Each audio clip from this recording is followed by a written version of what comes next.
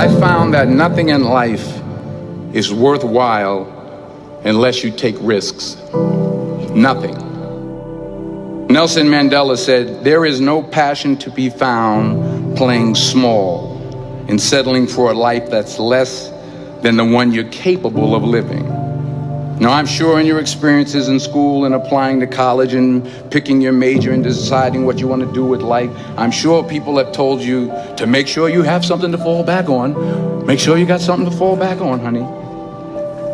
But I never understood that concept, having something to fall back on. If I'm going to fall, I don't want to fall back on anything. I want to fall forward. I figure at least this way I'll see what I'm going to hit. Without consistency, you'll never finish. So do what you feel passionate about. Take chances. Don't be afraid to fail. There's an old IQ test, was 9 dots. And you had to draw 5 lines with a pencil within these 9 dots without lifting the pencil. The only way to do it was to go outside the box. Don't be afraid to think outside the box. Don't be afraid to fail big, to dream big. But remember, dreams without goals are just dreams. Reggie Jackson struck out 2,600 times in his career, the most in the history of baseball. But you don't hear about the strikeouts. People remember the home runs. Fall forward. Thomas Edison conducted 1,000 failed experiments. Did you know that? I didn't know that. Because the 1,001st was the light bulb. Fall forward. Every failed experiment is one step closer to success. You've got to take risks, and I'm sure you've probably heard that before, but I want to talk to you about why that's so important. You will fail at some point in your life. Accept it. You will lose. You will embarrass yourself. You will suck at something. There's no doubt about it.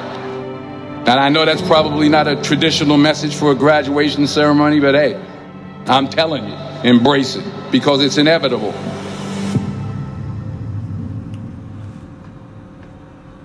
In the acting business, you fail all the time. Early on in my career, I auditioned for a part in a Broadway musical.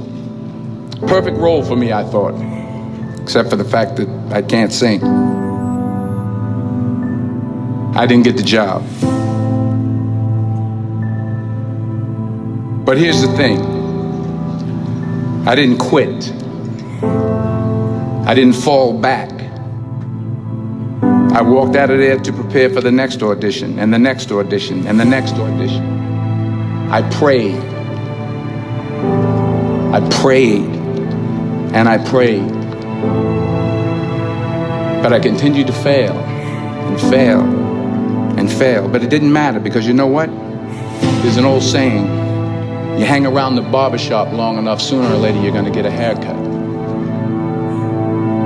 So you will catch a break, and I did catch a break. Last year, I did a play called Fences on Broadway. But here's the kicker. It was at the Court Theater. It was at the same theater that I failed that first audition 30 years prior. The point is, every graduate here today has the training and the talent to succeed. But do you have the guts to fail? If you don't fail, you're not even trying. I'll say it again. If you don't fail, you're not even trying. To get something you never had, you have to do something you never did. Just imagine you're on your deathbed, and standing around your deathbed are the ghosts representing your unfulfilled potential. The ghost of the ideas you never acted on. The ghost of the talents you didn't use. And they're standing around your bed, angry, disappointed, and upset. They say we came to you because you could have brought us to life, they say. And now we have to go to the grave together. So I ask you today, how many ghosts are going to be around your bed when your time comes?